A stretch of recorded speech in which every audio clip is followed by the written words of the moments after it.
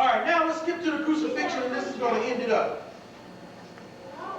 Now, from the 6th hour there was darkness all over the land until the 9th hour. Turn to page 7.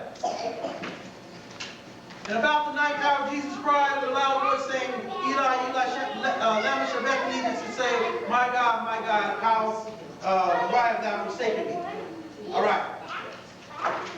The reason I got this here is because I want you to see, and I want you to go to 57, down on page 7. Watch this, 57, on page 7. When the even was come, or it should be even, there came a rich man of Arimathea named Joseph, who also himself was Jesus' disciple. I thought you said Jesus had 12 disciples.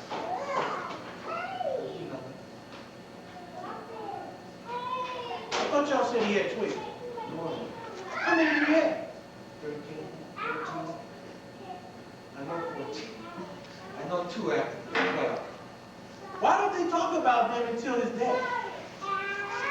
Why didn't he walk and preach? Why didn't they go and preach and be fishers of men and go out here and proclaim God like the rest of them? Why? Anybody know? You just want to kill him? You afraid? No. No? Because these were Jesus' sacred disciples. Yes. Nicodemus and Joseph of Arimathea. See, without Joseph of Arimathea, you can't take Jesus out of the Bible. Now I'm going to switch on you. I'm going to throw a little theology on you, a little seminary on you. The word Arimathea means what? Anybody know? Arithmetic. Arithmetic. Now let's break the word arithmetic down in this context. What is it talking about? A formula. Now, if I'm dealing with formulas, then I'm an alchemist. Okay, I'm not even going to go deeper than that. I'm an alchemist. I'm a chemist.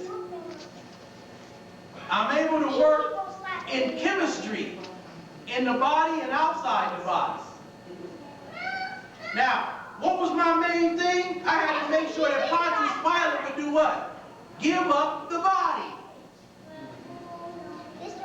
Now, we're in trouble if he don't give up the body. So, my 12 is walking around here.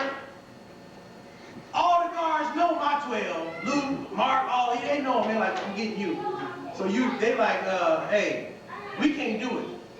Well, Jesus said, look, there's a man on the island of Arimathea. He's a sacred disciple, a brother of mine. And he walked like Tabby, I did with Tabby. He took a step forward and put an arm up there and he said, guess what? This man can go in, but you can't. Anybody listening to what I'm saying? These disciples can't get in the door. But guess what? Pontius Pilate and this man hold something similar. If this man walks to Pontius Pilate and he grips him in the right way, guess what? He can take the body and he's going to take it. But what this Pontius Pilate don't know is that this man is really a sacred disciple of Christ. Because Pontius Pilate doesn't know who Christ really is. He's only going by what the Jewish rabbis and the ones who hated Jesus said he was. Pontius Pilate doesn't know this is the one. He's the one who came. But Joseph of Arimathea knows that. So Joseph of Arimathea, a sacred brother in the order of Melchizedek, takes the body and wraps it with Nicodemus, like we did in where? Ancient what? Kemet. We wrap the body from head to toe in a white what? Shroud. We don't got pictures up by the casket and you laying in a 3-piece suit. We don't do that. Christ didn't do that. So if you follow Christ, wrap yourself up when you die. If you follow him, he said, I am the truth, I if that's one of his ways, you need to be buried the way he was being buried, because if you don't, you're missing out on something you don't know anything about. The way to eternal life has something to do with your body and how it's wrapped, and what time it's wrapped right after you pass. We're not waiting no 3 days. Soon as that last breath, brothers get in here and start rapping. All right, this is going to end this up. When Pilate, he went to Pilate and begged, listen to the word, begged the body of Jesus. Then Pilate commanded the body to be delivered, because this is a brother of mine. All right, thank you, we'll go there. And when Joseph had taken the body, he wrapped it in a linen cloth and laid it in his own tomb. This is very important. Due to. Why did Joseph buy a tomb? Why did he buy a tomb for himself if he wasn't going to die? All right, I'm going to make you think. If I go buy a tomb and I say, hey, you know they after me, brother.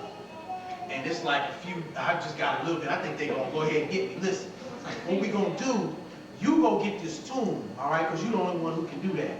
And then we're going to work what we're going to work, okay? Go get Nicodemus, go get all them, and we're going to come on back. Meet me over here. This is pre-planned. Don't you see that this is pre-planned? Christ knew this was coming, so he said, look, we can't use mine. We got to use you. You got to go get it. Get Nicodemus. Go get the myrrh and aloe, 75 pounds to 100 pounds. Put it all over me, wrap me up, and send me on.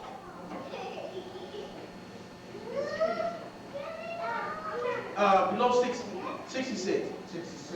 And after this, Joseph Arimathea, being a disciple of Jesus, but secretly for fear of the Jews. He was secretly, right? He was a secret disciple. It tells you right there.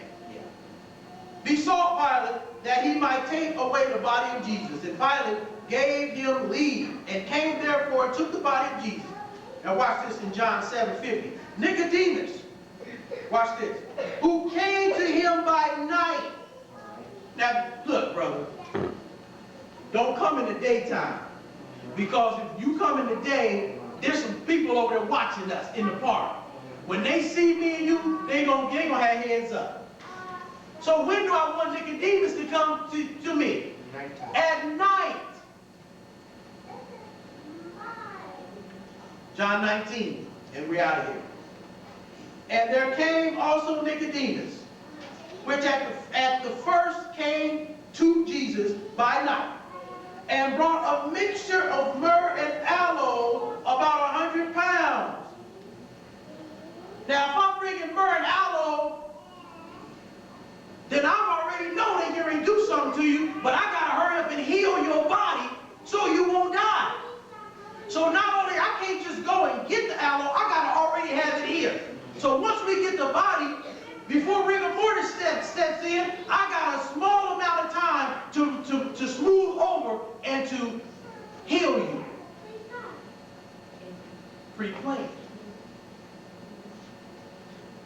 John 20:14. When she had said this, talking about Mary Magdalene, she turned around and saw Jesus standing there, and did not know that it was Jesus. Jesus said to her, "Woman, why are you weeping? Whom are you seeking?" Supposing him to be what? A gardener, because he was in what? A disguise. Why are you like a gardener? A gardener is a disguise. You're wearing a disguise. So after I crucified you, are you living? Now, if I dress up like a gardener and I crucified you, I'm scared to get crucified again if I gotta hide. Wake up.